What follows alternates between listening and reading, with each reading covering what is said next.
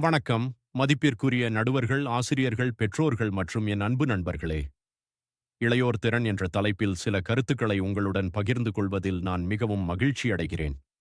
இன்றைய இளையோர்களே நாளைய இந்தியாவின் நம்பிக்கை. ஒவ்வொரு குழந்தைக்கும் ஒரு தனித்திறமை உள்ளது.